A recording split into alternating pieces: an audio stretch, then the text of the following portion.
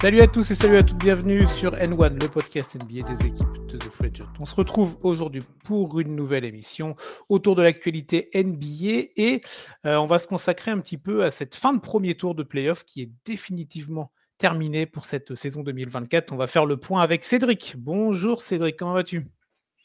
Salut Chris, salut à tous, ça va très très bien. Bon, Le premier nickel. tour est déjà fini, oh c'est dommage. Ça passe trop Ouais, vite. bah oui, bah c'est ça. Mais on va trouver un rythme avec moins de matchs. On va pouvoir se reposer un petit peu et du coup être encore plus focus sur les équipes restantes, tu vois. Ouais, de moins en moins de matchs, on se prépare à l'été, ça va être dur. C'est ça. Donc on va pouvoir discuter un petit peu de tout ça ensemble pour cette émission. Alors on vous rappelle, en ce moment, il y a plein de contenus qui sortent un petit peu partout sur les plateformes. Donc vous avez les différentes previews des séries des demi-finales de conférence, donc les deux à l'Est et les deux à l'Ouest, déjà sortis ou qui vont sortir très très rapidement. Vous avez les articles également en lien avec ces previews.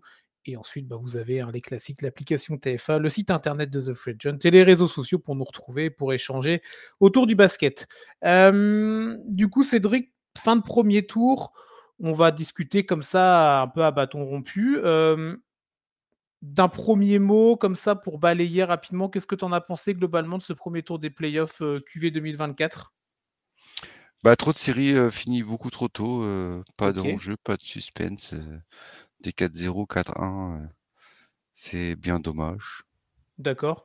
Est-ce qu'il y a Il y a d'ab- 3 séries qui m'ont hypé à fond.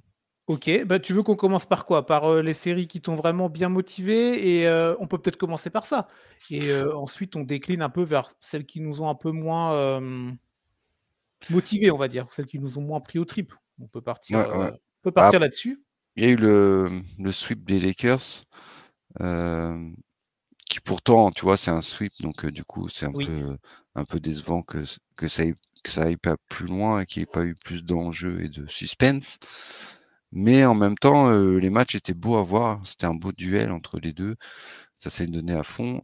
C'était serré jusqu'au bout. Il a fallu 2 shoots au buzzer de Jamal Murray pour clore la série. Donc, c'était, tu vois, malgré le score, tu regardes, toi, si on dit dans 10 ans, on regarde le score, oh, 4-0 des Lakers, enfin 4-0 des Nuggets, pardon. Voilà, c'était Pas 4-0 ou 4-1. Les Lakers ont été 4-1. ouais, ouais, 4-1. Bah Ouais, oui, oui. pardon. Oui, Non, non, c'était la dernière 4, ouais, ouais, c'est ça. gentleman sweep, pardon, C'est excusez-moi. ça. Oh là là. Et donc, enfin voilà, tu vois, du coup, ça restait quand même une belle série. Ça s'est bien battu. Il y a eu du suspense jusqu'au bout sur chaque match.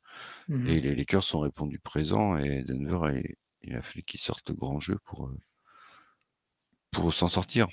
Oui, c'est ça, tu as toujours le score, le chiffre et la manière derrière. Et c'est vrai que tu as des équipes qui ont peut-être fait 4-1 ou 4-0 sur lesquelles on va être plus critique, voire peut-être même des équipes qui ont eu un score plus flatteur et sur lesquelles on a plus de questionnements pour la suite. Parce qu'évidemment, c'est vrai que maintenant que ces équipes-là sont éliminées, il faut gentiment envisager l'intersaison et la suite. Mais allez, on va commencer par les séries un peu plus motivantes. On va se mettre dans le bain positif. Vas-y, je te lance et on discute ensemble. Euh, Ta série pour toi de ce premier tour, celle où vraiment tu as dit, voilà, je rate pas un match et t'es pas déçu du contenu.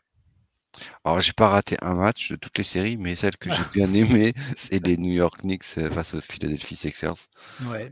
Parce que là, il y a tout eu, en fait, il y a eu tous les ingrédients. Il y a eu du drama, il y a eu du suspense, il y a eu des retournements de situation, il y a eu des victoires à l'extérieur, il y a eu, enfin, voilà, c'était vraiment, il y a eu des blessés, enfin, il y avait vraiment tous les ingrédients d'une série NBA de haut niveau, avec deux belles équipes de chaque côté qui avaient chacune leurs armes et Mhm. qui ont tout donné au maximum pour essayer de remporter le truc. Mais non, c'était vraiment puis une bonne vieille série de l'Est, tu vois, dur au mal, pas beaucoup de points, enfin chaque possession est dure, des rebonds offensifs dans tous les sens. Enfin, non, c'était vraiment Des arbitres aussi qui laissent beaucoup oui, le jeu se faire avec les des erreurs. dramas quoi, en fait, tu Ouais, vois? Ce que voilà. j'appelle les dramas quoi, c'est-à-dire que les arbitres, les joueurs, les les tentatives d'influence, enfin, beaucoup de Mais choses. ça met du Des sel. Tu vois. Ouais, voilà, ça met du sel. La NBA qui reconnaît des erreurs, mais après coup, bah, tu vois, du coup, on change surtout rien, mais on s'est trompé, mais surtout on ne change rien. Donc ouais, non, c'était vraiment il y avait tous les ingrédients pour moi qui fait que j'aime ce sport, en fait. Bah, c'est vrai que voilà, si on est fan de basket, normalement, on ne peut que avoir apprécié cette série-là, même si on n'est pas supporter d'une des deux équipes. Et tu es bien placé pour en parler particulièrement, toi, Cédric. Mais même, et imaginons, tu rentres, tu découvres le basket par cette série.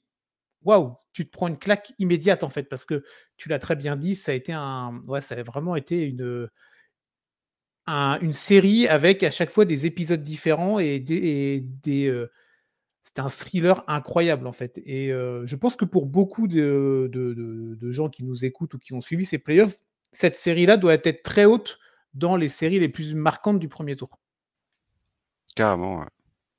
Est-ce que quand on voit, pour rentrer un peu plus dans le détail, la physionomie un petit peu de la série, donc 4-2 pour New York, on le rappelle évidemment, tu t'attendais à avoir une série comme ça avec autant de alors on pouvait pas imaginer que, il y allait avoir tel truc à tel moment, mais dans la globalité, tu t'attendais à une série, comme ça, serrée, prenante, avec, du drama autour de Embiid, des performances incroyables de Brunson, un collectif d'Enix vraiment à la hauteur. Tu t'attendais à ce genre d'ingrédients ou alors non, tu voyais pas comme ça la configuration initiale? Bah si, je m'y attendais complètement à ça, parce que d'un côté, bah, c'est une équipe de Tom Thibodeau, donc voilà, on sait que Tom, il aime bien les équipes dures au mal. Et de l'autre côté, il y avait le mystère de la blessure de Joel Embiid. Au début de la série, Ouais. on savait pas s'il allait jouer, on savait pas dans quel état il allait être, enfin, et ça a continué toute la série. Donc oui, si, on sentait que ça allait, qu'il allait y avoir du suspense, quoi, en fait, quoi. Ouais, non, non, je te rejoins complètement. Et c'est vrai que ça a démarré tout de suite, hein, les matchs au Garden avec, ces premières erreurs d'arbitrage ou en tout cas, côté un peu flou là, c'est sur le match, 2, non? C'est ça l'ultime action là, tu sais, où ça se bataille, Oui, oui, devant les yeux de Nick Nurse, si je ne m'abuse, qui demande le temps mort, mais en fait, il aurait dû rentrer sur le terrain, il aurait dû, je sais pas, mettre un coup de savate, jeter, tu vois? Il aurait dû être plus actif, ça a commencé là, après il y a eu bon bref, à chaque match en fait, quasiment ensuite ça a enchaîné. Les mauvais gestes de Joel Embiid, on en a parlé avec toi Cédric, la semaine dernière si je ne m'abuse, et cetera, et cetera. Donc c'est vrai, une vraie série intéressante. Juste pour toi, pour parler un petit peu de Philadelphie, avant d'enchaîner sur une autre série, à chaque fois on peut faire ça, on peut parler de la série et parler de l'éliminer. Cette équipe des Sixers, comment tu vois la suite? On sait qu'au niveau de la masse salariale, en gros, il y a Joel Embiid, il y a Tyrese Maxey qui sont signés et Tobias Harris, et après il y a quasiment rien d'autre. même Donc pas Tobias Harris, il est en fin même de pas Tobias contrat. Harris, bon, Ouais. tu vois? Donc il y Ils a ont une plus que 2 joueurs, en fait, quoi. voilà, donc il y a de la vraie flexibilité Ouais. financière. Heu, D'un mot comme ça, on va pas rentrer dans un détail de l'intersaison des Sixers, mais comment tu vois la suite un petit peu pour cette équipe de Phila? Bah, ça va dépendre de qui ils vont prolonger et qui ils vont faire venir. Ils ont carte blanche, en fait, là. Mmh. Daryl Morey, pour une fois, va pouvoir, étaler tout son talent. On va voir ce qu'il va réussir à faire. Il y a des grands noms, ce matin, on a appris que les Pelicans ne voulaient pas prolonger Ingram, par exemple. OK. Donc, commencer à avoir des noms qui vont apparaître. Heu, donc c'est une affaire à suivre, mais ils ont ils ont la possibilité, eux, de repartir sur un nouveau projet avec, leur coach, leurs 2 stars et de compléter l'effectif.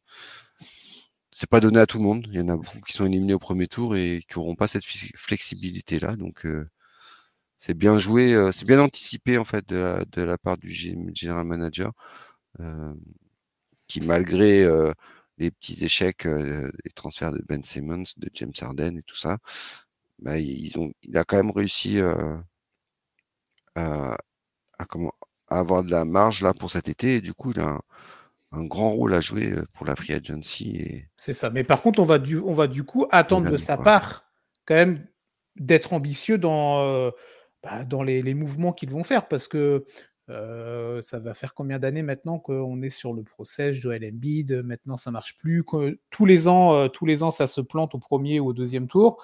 Là tu as de vraies potentialités. Tu as quand même une équipe qui donne envie. Tu vois, Philadelphie, c'est un maillot, c'est une histoire, ça fait partie des équipes importantes en NBA avec un joueur qui est toujours le MVP en titre au moment où on tourne, nous, lundi après-midi, et un super lieutenant, Tyrese Maxey. Donc, tu as quand même C'est des ça. arguments. Tu as 2 grosses bases et tu as un nouveau coach qui est arrivé l'année dernière, donc tu as un En coach plus. qui va pouvoir choisir, son effectif, tu vois? Il va pouvoir construire un effectif à son image. Mmh.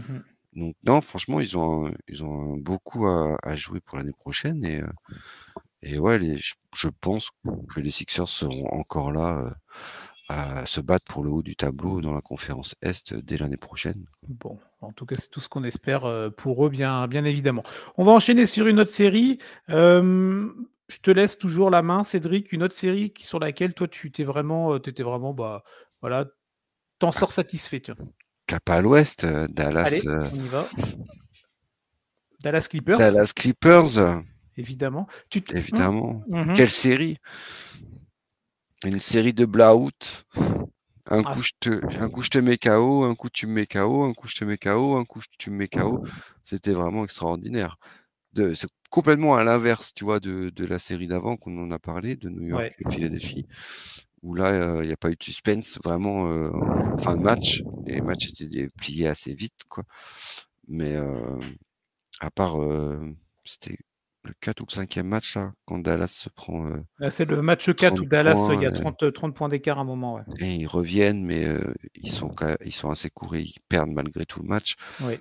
Mais voilà, pour moi, c'était vraiment un match de, heu, à chaque fois, il y a une équipe qui a pris le dessus assez vite et qui a mis une raclée à l'autre, mais l'autre a répondu pas sur le match en lui-même, mais sur le match d'après en disant: «Bah, OK, tu m'as mis une raclée, bah, c'est mon tour maintenant». C'est Et ça. ça, c'est beau aussi à voir, tu vois? C'est 2 scénarios différents, mais c'est aussi plaisant, quoi. On a eu un des matchs où on en avait parlé ensemble, je crois. Il y avait eu ces dernières minutes avec toutes les stars qui étaient vraiment au diapason. Tu avais Paul George d'un côté avec James Harden, de l'autre, tu avais le duo Irving et Doncic qui se répondaient en permanence. Même eux l'avaient dit en fin de match, en sortie de match, en conférence de presse, que voilà, c'était le côté un peu spotlight là, et c'était le moment des stars, tu vois. Et c'était à eux de briller. Et en fait, quand ils voyaient un des leurs en termes de stars, je veux dire, au star system, qui marquait un panier, eh ben, toi, tu voulais répondre derrière, tu vois. Et en fait, ils se motivaient eux-mêmes.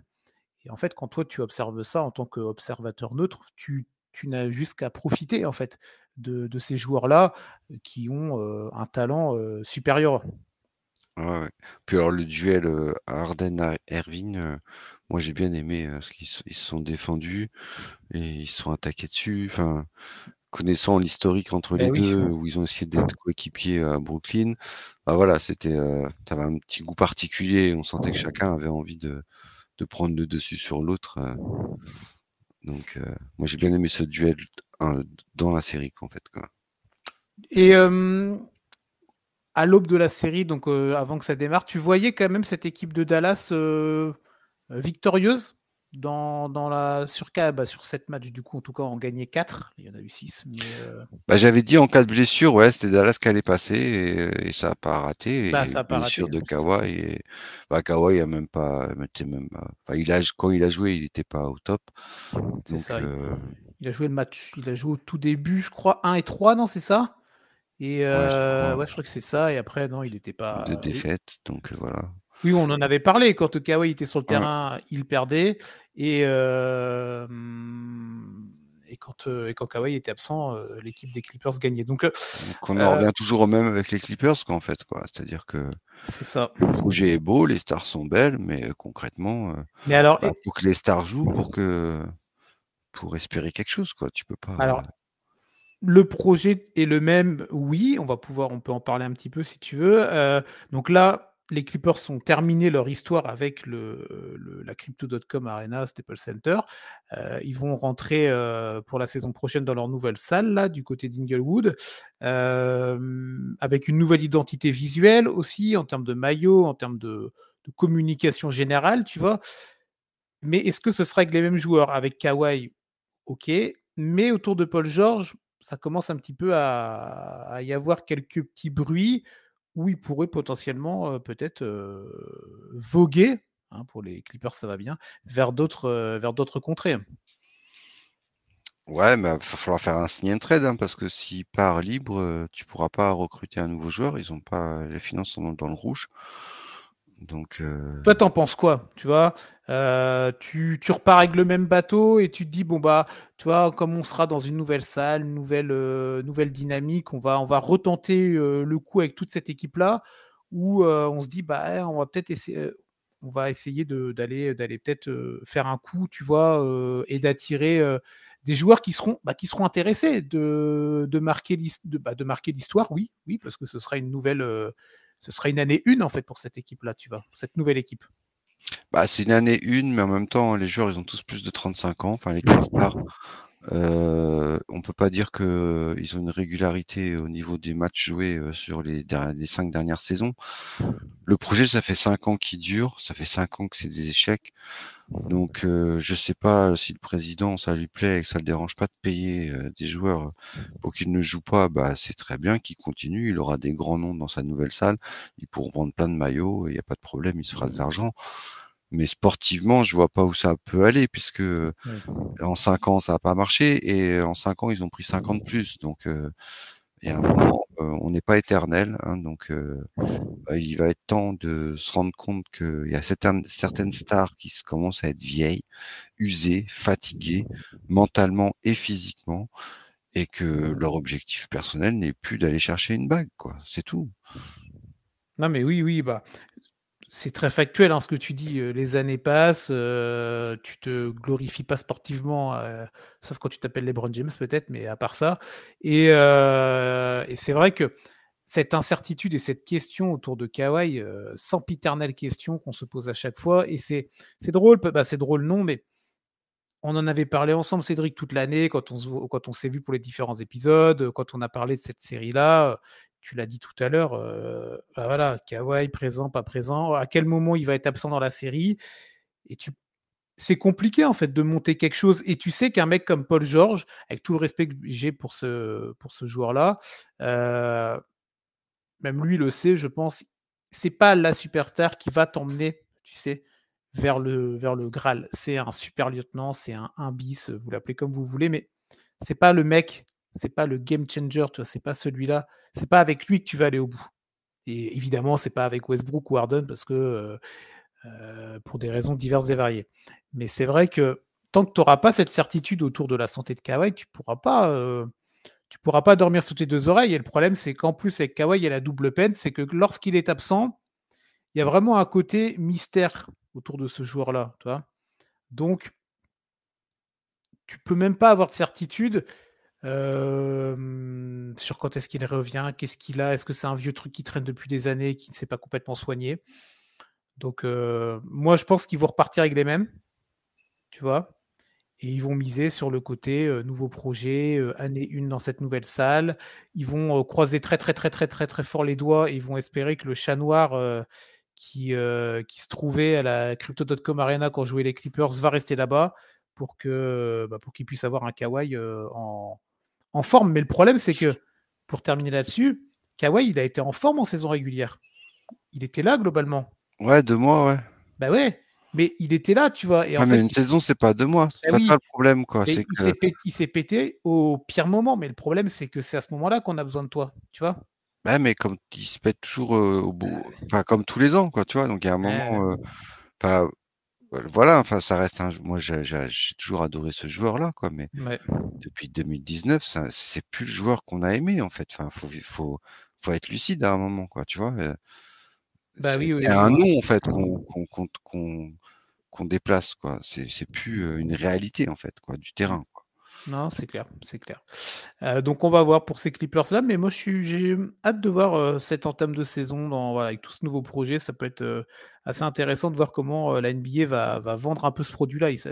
On sait qu'ils sont très forts là-dessus, donc c'est pas tous les jours qu'on a une franchise qui, «déménage» entre guillemets, hein, pour une nouvelle salle et pour un nouveau projet. On va voir ça. Tiens, on va rester rapidement sur l'équipe de Los Angeles. On a parlé un petit peu de l'autre équipe, les Lakers, là, le 4-1 contre Denver.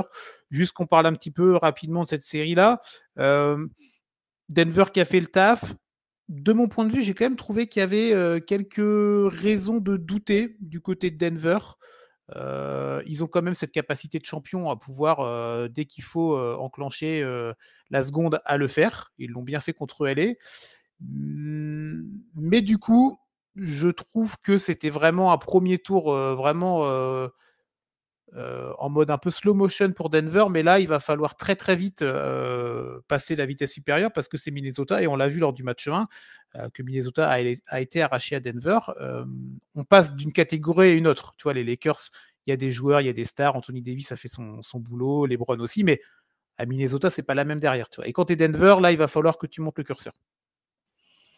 Bah, je trouve pas Denver en super forme. Mm-hmm. Jamal Murray a du Ah mal, oui. pareil, à revenir de blessure. C'est pas le grand il est pas à 100%. Ça n'empêche pas de mettre des buzzer butters. Enfin, tu vois, il a toujours son talent et sa patte. Mais voilà, et sur un match complet, sur la longueur d'un match, il a des hauts et des bas. Mm-hmm. Donc, ils ont réussi à s'en sortir face aux Lakers. Oui. Mais c'est vrai que pour la série à venir, il va falloir qu'ils se relèvent les manches. Mais c'est aussi Un bon challenge là. un bon challenge et il n'y a rien de tel qu'une série comme ça pour te lancer jusqu'au titre, en fait. Tu vois, ça peut. On est d'accord que tu maintiens, malgré ce que tu as vu au premier tour, une équipe de Denver qui va jusqu'au final NBA pour toi? À l'heure actuelle, des choses? Le vainqueur de la série Minnesota-Denver, ouais, va en finale Ah, pour moi. donc tu nuances. C'est pas Ouais, nécessairement Denver, c'est le vainqueur de la série. ouais. Ok, Mais je pense que Denver va gagner contre Minnesota quand même, ok, malgré tout le talent de Minnesota. ok. Ouais, sur Sur la la longueur longueur de d'une ça. série, ouais. Ok. Côté Lakers, Cédric, on en a parlé. Donc Anthony Davis qui a fait une très bonne série d'un point de vue stat. Il a été présent toute la saison. Ça faisait je sais pas combien d'années il avait pas été aussi présent sur un parquet. Donc ça, on est très heureux pour lui et pour les fans des Lakers. LeBron toujours là l'année prochaine. Point d'interrogation. Euh, et après, qu'est-ce qu'on fait autour du reste de l'effectif, tu vois? Qu'est-ce Bah, qu'on c'est fait? vraiment dommage pour les Lakers parce que contrairement aux Clippers, eux, leur star était là. Ils ont bien joué, comme tu as dit, toute la saison. Ils ont fait leur match et ils ont sorti des stats monstrueuses. Mais le problème, c'est que ça ne suffit pas, en fait, pour que les Lakers gagnent. Et c'est ça la problématique. Et du coup, va falloir trouver comment, comme tu disais, comment les entourer vraiment, enfin, avec les bons joueurs qui correspondent à ces deux stars-là, parce que c'est dommage, c'est vraiment, tu vois, les autres années, il y avait toujours Anthony Davis ou LeBron qui ont eu des petits pépins de santé. Ouais. Et là, pour une fois que les deux sont là, ils jouent bien, ils ont répondu présent, ils ont relevé les défis, mais c'est autour que ça a pas suffi, en fait, quoi. Et c'est dommage parce qu'en début de saison, rappelle-toi, tout le monde était hypé par le recrutement des Lakers. Tout le monde disait qu'ils avaient choisi des bons gars et tout, mais la mayonnaise n'a pas pris, en fait, quoi. Ok. Quid de LeBron pour Bah, toi? ça va être le suspense de l'été. De toute façon, là, il est parti. Il va nous faire languir tout l'été. Donc, il souffle le chaud et le froid. On verra où son fils atterrira à la draft et là où son fils ira, il ira, je pense. C'est la première étape, peut-être l'étape la plus importante en fait dans ce processus, c'est de savoir où son fils va atterrir. Euh, Et c'est vrai que LeBron aime aussi attirer la lumière autour de lui. Il l'avait déjà fait l'année dernière quand il s'était fait sweeper, rappelle-toi.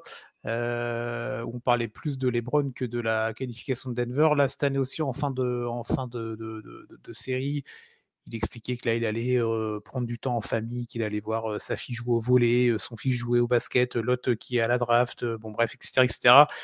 Et qu'il allait prendre le temps de réfléchir. Et en fait, rien que ces mots-là, en fait, du coup, quand tu es là-bas aux États-Unis, ça prend des proportions dingues. Mais juste comme ça, toi, en petit pronostic, tu vois, à la volée, euh, est-ce que tu vois LeBron encore avec la tunique des Lakers pour la rentrée 2024-2025 ou pas? Et sinon, je te demande pas où parce que ça va être compliqué, mais Ouais, je le vois bien rester aux Lakers avec un petit contrat, 60 millions la saison. C'est vrai qu'il a besoin d'argent, le pauvre petit. Donc, je à pense, quasi 40 ans, tu vois. il a beaucoup de business à Los Angeles. Voilà, il n'est pas venu là pour rien non plus. Donc, Mhm. il est installé. Enfin, ouais, il a aucune raison de bouger, en fait, quoi. Sauf pour aller à Las Vegas, mais ça, c'est quand il sera propriétaire. Et quand déjà, oui, l'extension sera là. Elle est dans les cartons, elle est dans les tuyaux, mais c'est pas encore complètement le cas. Ok, donc on va voir, hein. Bon, on sait très bien que l'intersaison du côté de LA, c'est toujours animé, c'est toujours suivi évidemment parce que ce sont les Lakers. Bah tiens, on va continuer un petit peu. Bah on peut parler de Minnesota Phoenix. On était sur les Lakers, on était sur Denver, donc on va parler de l'adversaire de Denver maintenant, cette équipe des Wolves qui a sweepé Phoenix. Alors tout à l'heure, tu parlais des séries où il y a eu des séries trop rapides pour toi, 4-0, 4-1. J'imagine qu'une série comme Minnesota Phoenix, tu en sors déçu en partie et en grande partie via la contre-performance des Suns, tu vois. Bah, la grosse déception des Suns, ouais, c'est un raz-de-marée ce qui se passe à Phoenix, là, en ce moment. Enfin, c'est honteux. C'est pas ce qu'ils nous avaient montré sur la fin de saison où ils avaient réussi à remonter au classement, Mhm. à faire des gros matchs contre des grosses équipes. Là, ils ont complètement été, annihilés par, la défense, de Minnesota, qui est certes très forte, mais, je suis désolé, quand en face tu as 3 armes, de destruction massive offensive, que sont, Bill, Booker et Durant, heu, normalement, c'est toujours l'attaque qui est toujours plus fort que la défense, peu importe ta défense, enfin, tu vois? Heu, donc heu, donc voilà, le coach s'est fait virer, Ouais. heu, le proprio dit qu'il va repartir avec les 3 fantastiques, les finances sont dans le rouge total, bah, et ils ont plus de tour de draft. Donc franchement, beaucoup de courage pour tous les fans des Suns Des Suns, ouais. qui avaient un bel effectif, un vrai style de jeu il y a encore, 3 ans et qui là, tout s'est fait détruire en 2 saisons, quoi. C'est la descente aux enfers pour moi à Phoenix, c'est incroyable, quoi. Ouais, le projet autour de Matich Bia a du plomb dans l'aile malgré ses déclarations, mais bon, il fait son job de président c'est normal qu'on soit déçu. Il y a 29 autres franchises qui sont déçues parce qu'elles ne sont pas championnes. Oui, bon, d'accord, des litanies, tu peux nous en sortir 40. Et Devin Booker est le visage de la franchise pour les 10 prochaines années. Donc, bon, on peut prendre cette information parce qu'il y avait eu des petits bruits qui avaient couru. On sait que New York faisait partie de ces équipes qui pouvaient potentiellement être intéressées par Booker. On peut prendre la phrase du président des Suns comme non, non, Booker, il bouge pas, c'est stable et ça reste la base du projet, tu vois. Ça reste aussi une façon de négocier et de dire, bah, si tu veux Booker, va falloir le payer, quoi.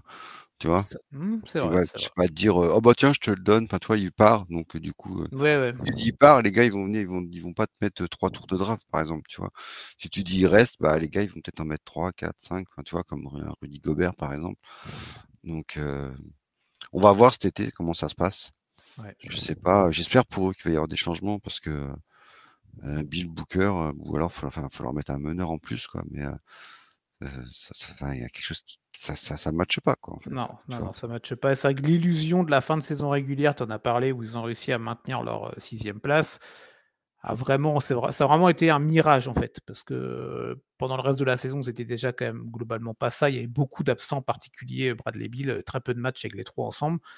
Mais voilà, c'est vrai que ce premier tour de playoff face à Minnesota, on va en parler, a vraiment montré les lacunes et les failles béantes dans cette équipe de Phoenix. Face à donc une équipe des Wolves qui a confirmé sa très bonne saison régulière, pardon. Son Euh, statut de co-leader de la conférence Ouest parce qu'ils sont 3 en fait, hein, il y a oui, eu 1, 2, 3 et les 3 étaient jusqu'à la fin de saison, ils se sont battus pour la première place. Donc non, non, enfin, c'est même pas une surprise Minnesota, on savait, on connaît leurs forces, on sait, mhm. c'est une équipe bien construite, une équipe qui fait tourner la balle, une équipe qui a une grosse défense, une équipe qui a un banc, donc c'est normal qu'ils soient là et c'est aux autres d'être meilleurs, quoi, enfin, Ah bah là, oui, on a vu la différence entre une équipe montée un peu bric-à-brac où tu vas faire venir des superstars, tu vois, et une équipe qui est avec un projet davantage réfléchi, avec des joueurs stars, des joueurs aussi comme Rudy Gobert qu'on avait, nous pas nécessairement, mais qui avait été beaucoup raillé via son arrivée, où il y a eu beaucoup de tours de draft qui avaient été donnés au Jazz en contrepartie. Mais là, on voit que le projet prend vraiment forme autour d'un Anthony Edwards. Ce que tu voyais, toi, tout de suite en taille patron, là, Tu sais, on a vu les matchs où il a trash-talké Kevin Durant, qui lui a mis des paniers sur la tronche. C'est Kevin Durant en face. On peut le critiquer pour plein de choses, mais ça reste un joueur all-time. Et Anthony Edwards, il a jamais baissé les yeux. On sait qu'il est très fort. On sait que c'est un mec qui a confiance en lui, une surconfiance même. Mais tu t'attendais à le voir aussi rayonnant tout de suite là? Ouais, c'est quand même, ouais, c'était le bon moment pour lui. Il a frappé Mmh. fort les esprits. Ça fait déjà 2-3 ans qu'il est confirmé en tant que franchise players.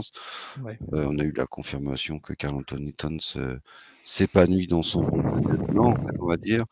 Rudy qui nous sort la meilleure saison de sa carrière. Faut dire ce qui est, quoi. Enfin, j'ai jamais vu Rudy Gobert, épanoui comme ça sur un terrain et avec ses coéquipiers.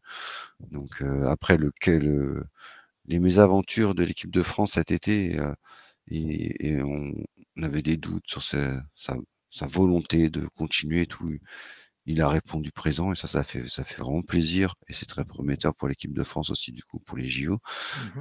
Mais Anthony Edwards, bah, il explose de toutes parts parce il est bien entouré, il a des, enfin voilà, il a des, et on lui donne les clés. Donc, et le trash talking et la confiance en soi, bah, c'est la moindre des choses quand tu veux faire partie de l'élite du basket NBA. Enfin, il y a pas un joueur qui est dans le top 50 qui va te dire oh non, Oui, oui. je suis un gros nul, ou X ou Y est plus fort que moi. Non, forcément.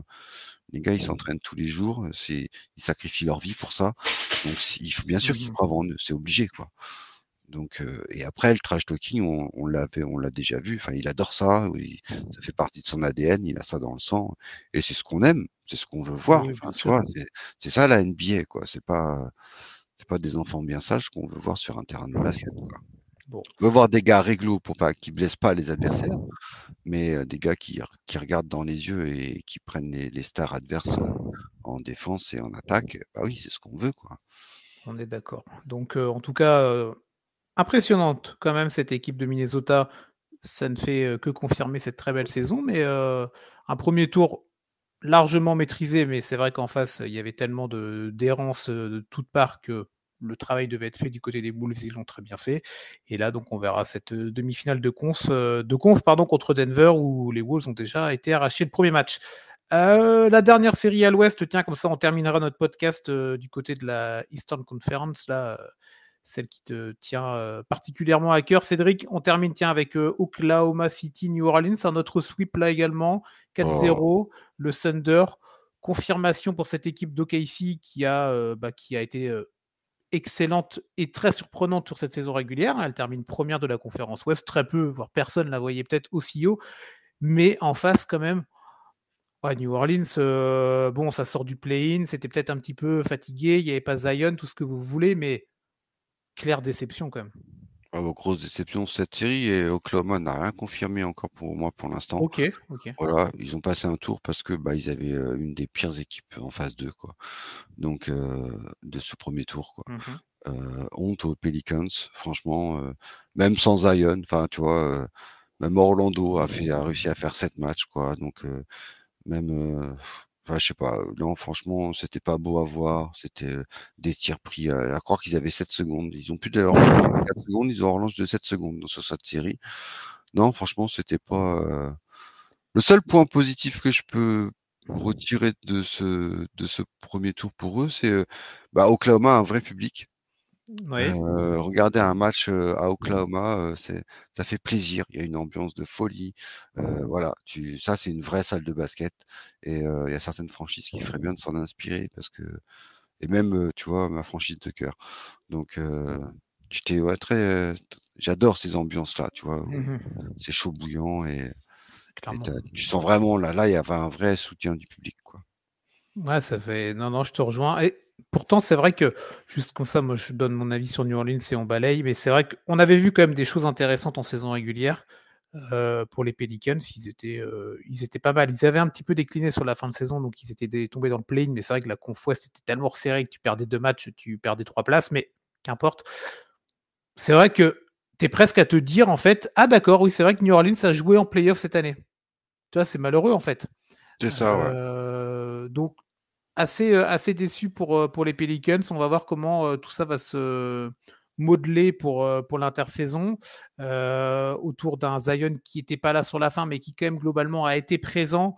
On sait que depuis qu'il est arrivé en NBA, c'est compliqué pour lui, mais il va peut-être falloir trouver des ajustements dans l'effectif, même s'il y a du vrai potentiel. Il y a des joueurs intéressants, athlétiques, défensifs et des scoreurs, mais je pense qu'il y a une alchimie différente à trouver pour faire en sorte que cette équipe puisse être déjà plus régulière et faire mieux. Faire mieux parce que OKC est un numéro 1 de l'Ouest, il ne faut pas l'oublier. Mais c'est une équipe qui a quand même pas mal d'inexpérience finalement. Tu vois, il y a des joueurs très forts, mais ça reste une équipe. Moi, ça m'aurait pas étonné. Les Pelicans, c'était pas loin d'aller arracher le premier match, hein, on s'en souvient, à OKC. Ça s'est joué à très peu. McCollum avait le dernier shoot et il l'avait pas mis. Il y a eu des actions de classe de SGA dans la dernière minute, mais après ça a été balayé vite fait bien fait. Donc on a hâte de voir la suite pour le Thunder. C'est contre Dallas. Dallas, ouais. Donc c'est Là, on pour va avoir vraiment ce que le Thunder a dans le ventre. On va vraiment savoir. Bon, ça va être extrêmement intéressant à suivre. Allez, on va basculer à l'Est là. Donc, on a parlé déjà un petit peu de New York-Philadelphie en introduction. On va pouvoir décliner sur les autres. Le futur adversaire de New York, c'est les Pacers. Indiana qui s'est défait de Milwaukee 4-2. Moi, je ne sais pas ce que tu en penses, mais pour moi, dans cette série-là, moi, j'avais vu Indiana passer parce que tu sentais que Milwaukee, c'était pas du tout leur saison. Ça s'est confirmé, mais ça reste quand même une déception. Encore une saison pour les... En fait, depuis le titre de 2021, en fait, les séries de playoffs à Milwaukee, c'est compliqué quand même. Bah, c'est encore une preuve que c'est très dur de confirmer. C'est pas pour rien qu'il n'y a pas eu de back-to-back depuis des années. Après, il y a eu les blessures quand même. Oui. Tu vois, avec Giannis et Lillard à 100%, je pense pas que Indiana aurait fait mieux en fait. Donc ça joue. Et c'est bien dommage, tu vois. Mais bon, c'est comme ça, c'est la vie. Par contre, moi j'étais très très surpris par le retour de Chris Middleton malgré tout, Oui. qui a tenu la baraque comme un damné, qui nous a sorti des matchs de fou, qui était propulsé arme offensive numéro 1 et qui a répondu présent. Alors qu'il y a un moment dans la série, sur un match, on a cru qu'il allait se blesser. Mais non, il est revenu deuxième mi-temps comme si de rien n'était. Et franchement, agréablement surpris parce que ça veut dire qu'il n'est pas fini. Il lui reste encore, il lui en reste encore sous la semelle, qu'il peut redevenir le joueur qu'il a été. Donc c'était l'année 1 du projet. Il y a eu un changement de coach en saison pour Milwaukee. Donc là, à voir s'ils repartent avec les mêmes, si on prend les mêmes et on recommence. Mais il y a quand même un beau projet à Milwaukee. Enfin, c'est pas fini. Oui, bien sûr. C'est pas, Damien Lillard l'a dit pas en limite, sortie. tu vois. Maintenant, il va falloir que Damien Lillard il se plaise à Milwaukee, qu'il joue avec ses coéquipiers, qu'il arrête de bouder, qu'il arrête de vouloir aller à Miami ou je ne sais où, ou sinon qu'il y aille vraiment, tu vois. Mais parce que dire en pleine saison, oh, je suis démoralisé, je suis loin de ma famille, je m'ennuie ici, patati patata, c'est pas un rôle de leader, quoi. Ouais. Mais bon, alors là, il va avoir toute l'intersaison, tout l'été pour s'acclimater à Milwaukee. Mais c'est vrai qu'il l'a dit en sortie d'élimination. Il allait avoir cette intersaison-là pour travailler, pour s'entraîner, tout en sachant qu'il n'était pas potentiel. L'année dernière, il était dans le doute. Est-ce qu'il allait être tradé, pas tradé? Il allait aller où? Là, il sait qu'il va être à Milwaukee en début de saison pour l'année 2024-2025. Donc, il va pouvoir travailler. Et en tout cas, il nous a clairement expliqué en conférence de presse que on allait très certainement avoir un autre Lillard et une autre alchimie parce qu'ils auront eu ce temps-là pour travailler et lui, il entamera cette saison-là avec une stabilité psychologique. Donc, ça va C'est être, ça, ouais. ça va être à suivre pour Lillard et on espère aussi un Giannis Antetokounmpo. Moi, c'est vraiment un joueur que j'admire particulièrement. Mais là, les blessures commencent vraiment à s'accumuler dans des mauvais moments. On a critiqué et on critique en permanence Kawhi Leonard. Giannis Antetokounmpo, le dossier commence aussi à monter, tu vois, en termes de piles de Ça fait blessures. 2 ans, ouais, où il a pas de bol et il se blesse. Donc il va falloir trouver aussi des solutions pour qu'il se repose un peu pendant la saison. Donc peut-être qu'il en Bon, fasse un peu moins, tu vois, avec, c'est ça. Bah, déjà, il y a un TQO là, avec la Grèce pour la qualification olympique. Donc on verra si Yanis se qualifiera pour les JO, mais sinon ça lui fera peut-être un été de repos pour le grec. Avant-dernière série, tiens, bon, on terminera par Cleveland-Orlando, vu que c'était le match le plus frais, le match 7 là, qui s'est terminé dimanche, donc on va juste faire une petite aparté du côté de Boston et de Miami. 4-1, on en a parlé, on en avait déjà parlé ensemble, Cédric, de cette série-là, mais on peut faire un petit point rapidement. Pas de surprise particulière. Ton équipe, les Celtics numéro 1 de la conférence Est, large leader en saison régulière. Ils ne devaient que confirmer contre cette équipe de Miami. Ils ont perdu un match. Bon, c'est pas très grave. Ils ont aussi profité de l'infirmerie plus que pleine du hit. Mais voilà, Boston a fait le c'est ça boulot. surtout, en fait, il y a pas vraiment eu de série à part, bon, le record de franchise historique qu'ils ont fait au match 2 avec le nombre de tirs à 3 points Oui, rentrés. mais voilà. Mais faut un exploit historique Ouais, c'est ça. pour réussir. On a bien vu après les 2 matchs, chez eux en plus, ça ont été en sens unique, tout le long du match. Ouais. Mais voilà, tu as pas les armes pour rivaliser avec Boston. Enfin, merci à eux de nous avoir mis un petit coup de pied au cul comme on en a besoin de temps en temps pour nous dire: «Eh les gars, c'est les playoffs, va falloir vous bouger», Mhm. et on s'est concentré et on a fini le travail, quoi. Mais, Ce qui peut être problématique pour vous, en fait, c'est l'absence de Porzingis qui semble se confirmer pour l'intégralité du deuxième tour, c'est ça? normalement, il devrait pas être là du deuxième tour. Ok. Et pour Ah, toi, c'est quelque chose qui va vraiment être handicapant pour la suite, ou alors vous pouvez faire sans lui pour une demi-finale de conf? bah, on sait que Kristaps est fragile, on sait qu'il y a toujours un risque de blessure, donc je préfère que ce soit maintenant Ouais. qu'en finale de conf et qu'il soit pas là pour les finales NBA, par exemple, tu vois? Ok, ok. On a de quoi faire, alors Ford est en forme, il a dit qu'il était en méga forme en ce moment, il s'est reposé toute la saison. On a des seconds couteaux sur le banc, on a 3 pivots, potentiels qui peuvent prendre le relais. Donc non, je me fais pas trop de soucis, pour la série qui suit contre les Cleveland Cavaliers. C'est ça. Bon, donc bon, voilà, petite, j'allais dire promenade de santé. Non, mais pas loin quand même, hein, pour cette équipe de Boston, pour ce 1er tour de playoff. Rapidement, Miami, on peut en parler 2 minutes. Bon, Butler beaucoup absent, Tyler Herro va vraiment falloir qu'il travaille sa défense parce que on est dans la caricature d'absence de défense quand même. Vous l'avez ciblé, ciblé, ciblé à un point où ça en devenait presque grotesque en fait, tu vois, pour ce joueur-là. Et comment tu vois la suite pour Miami? Encore pareil, on repart avec le même projet, on va encore te sortir deux, trois gars du chapeau, mais au bout d'un moment, de mon point de vue, cette logique-là, l'année dernière, ça a fonctionné, ils ont été en finale. Cette année, beaucoup de blessures, ils se cassent les dents contre le numéro 1 de la conférence Est.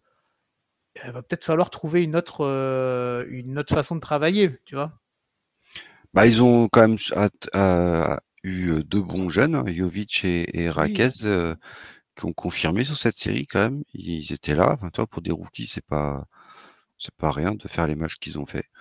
Je pense qu'ils ont une bonne base. Après, il y a eu je sais pas si tu as vu la petite rumeur, sur Jimmy apparemment, enfin, comme quoi peut-être que Jimmy serait transféré ou partirait. Donc affaire à suivre, quoi, parce ouais. qu'avec ou sans Jimmy, c'est pas pareil. Mhm. C'est vrai qu'aussi il commence à avoir de la bouteille lui aussi, tu vois? On parlait des joueurs qui atteignent les 35 ans, bah, voilà, Jimmy Butler, il en fait partie aussi. Ça fait partie de tout ce lot de méga stars, NBA, qu'on va bientôt, voir partir en fait. Donc ou C'est vrai. voir régresser, parce que, bah, physiquement ça suit pas, quoi. Heu, donc heu, donc on va voir les décisions que Pat Riley va prendre, quoi. Ouais. Il peut y avoir du changement à Miami, ouais, cet été, ouais. Ok, bon, on va observer ça du côté de la Floride et on les retrouvera pour le début de la saison prochaine. On va terminer, tiens, avec la dernière série, donc celle qui s'est achevée dimanche soir là, en match 7, le seul match 7 de ce premier tour entre Cleveland et Orlando.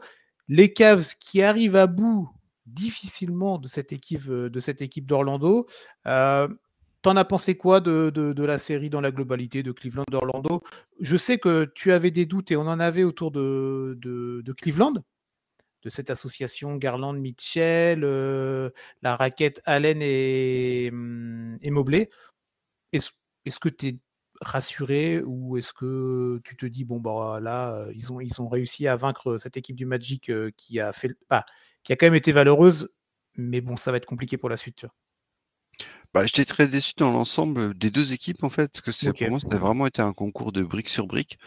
C'était vraiment à celui qui sera le moins mauvais, en fait, qui va gagner à la fin. Et il a fallu sur les 2 derniers matchs que Donovan Mitchell, remette sa cape de super-héros et porte à lui tout seul, toute l'attaque de Cleveland et fasse action personnelle sur action personnelle sur action personnelle. Ouais. Donc moi, j'appelle pas ça du basket collectif. Voilà, Mhm. j'appelle ça tu vas sur un playground et tu vois ça, ce genre d'action, quoi. C'est pas ce que j'aime voir, sur un match de basket. Mhm. Et Orlando, bah, c'est un peu pareil, quoi. À part Banchero, il y a encore du boulot autour. J'ai pas trouvé que le jeu était, super léché non plus. J'ai pas trouvé, qu'il y avait des systèmes de ouf de la part des 2 coachs, des changements tactiques de ouf de la part des 2 coachs. Voilà, c'était pénible à voir, cette série, en fait. Ok, non, mais j'entends. Je t'avoue que c'est peut-être celle que j'ai suivie le moins Et je pour dis ça parce que j'ai vu tous les matchs, hein. Ouais, très bien, très bien. Mais bon, en tout cas, c'est vrai que cette équipe de Cleveland, on attendait quand même des Cavs qu'elle passe ce premier tour-là. C'était un match-up 4-5, hein. Mais oui, c'est ça. Oui, c'est ça, 4-5. Ouais, ouais. Mais Cleveland devait prendre cette série-là. Bon, ils l'ont fait. Tu l'as très bien détaillé autour d'un Mitchell qui a fait le boulot sur la fin, plus que ça même. Mais c'est vrai qu'on a quand même, on va pas faire la preview maintenant de la suite, mais on a vraiment cette impression que bon, ça a déjà été, je reprends ton terme, pénible pour passer ce premier tour-là. Là, en face, tu te prends la marée verte. Mitchell, il va pas pouvoir faire 4 matchs comme ça et ça va pas être possible. Après, incertitude donc autour donc, incertitude non, absence de Porzingis. Bon, il y a du jeu intérieur à proposer du côté des Celtics, mais il y a peut-être du potentiel aussi à travailler autour de Bickerstaff pour Bickerstaff autour de sa raquette et de son duo d'intérieur. Tu vois. Mais bon, en a-t-il Ouais, les il y a capacités Jarrett pour le Allen faire? qui est blessé. Hmm. Je sais pas s'il reviendra pour la série, contre, Boston. Il y a Mobley, qui a les chevilles fragiles. Il y a Donovan qui a eu une petite alerte physique, au match 4, je crois, l'avant-dernier match. Donc, donc le match 6. Mhm. Donc, attention Bobo aussi, enfin Ouais. et puis, Garland, va falloir qu'il se réveille parce que pour l'instant, on peut pas dire que c'était un joli premier tour de sa part, quoi. Oui, mais c'est vrai qu'en face, de défense de Boston va avoir des choses à lui proposer sur le backcourt. Donc on va voir. Et pour Orlando, bon, en tout cas, tu perds sur ce premier tour, mais tu vas au bout quand même. Tu vas au bout de la série, tu vas au match 7. Banchero a quand même fait de belles choses. Mais c'est vrai qu'autour, voilà, c'est encore assez jeune comme projet, tu vois. Donc, ils nous ont montré des belles choses en saison régulière. Bravo à cette équipe du Magic. Ça fait plaisir de les revoir aussi dans les hauteurs de l'Est et ne pas traîner là à la 11e, 12e place, tu sais, comme on a pu voir ces dernières Ouais. années. Et ça fait plaisir pour cette franchise-là qui a une histoire, qui a un beau maillot, il y a eu des beaux noms qui sont passés par cette franchise du Magic. Donc là, tu es dans un nouveau processus. Tu as été en playoff, tu as été en match 7 de premier tour.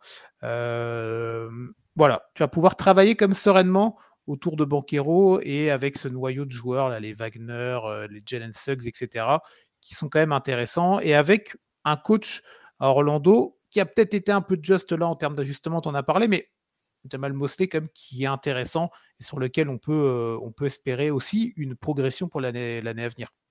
C'est ça, c'était une bonne expérience pour eux, un premier tour en 7 matchs, donc ils ont vu ce que c'était C'est ça. et comme tu dis, ils sont tous jeunes, que ce soit le coach ou les joueurs. Ils sont déjà en avance sur leur projet, je pense, tu vois? Et Mhm. donc non, ils sortent la tête haute, en fait, malgré, Je suis d'accord. qu'ils aient c'est dommage je pensais vraiment qu'ils allaient pouvoir proposer plus et un peu mieux, en fait. Ok, ok. Mais dans l'ensemble, non, non, tout est bien Et faut continuer à travailler et à espérer mieux, quoi. Mais ils ont leur franchise player, ils ont des beaux joueurs. Bon, en tout cas, Comme voilà. Magic. C'est ça. On va attendre d'Orlando encore une Qui belle. sera l'équipe numéro 1 de la Floride l'année prochaine, hein? Bah c'est vrai que Miami va avoir un peu de concurrence sur le coup c'est maintenant. ça. En tout cas, on est sur 2 projets diamétralement opposés. Ouais, Là-dessus, il y a pas de débat. Bon, bah, voilà, on a balayé ces 8 séries là pour ce premier tour qui s'est achevé. Donc, les demi-finales de conférence qui ont débuté ou qui vont débuter pour certaines séries là, et ça commence dans la nuit de mardi à mercredi pour 2 séries en particulier. Donc, on va pouvoir observer ça évidemment. On en débriefera, on en parlera dans les futurs épisodes de N1 avec toi Cédric et avec Axel et Yannick. En tout cas, bah, voilà, premier tour terminé, on passe à la suite et ça va être tout aussi intéressant. ouais, je me repose un petit peu vite et parti pour un tour, ouais. Bon, allez, très bien. Bon, bah, merci Cédric, en tout cas pour ce retour là, sur ce premier tour et sur cet épisode passé ensemble en ce début de semaine.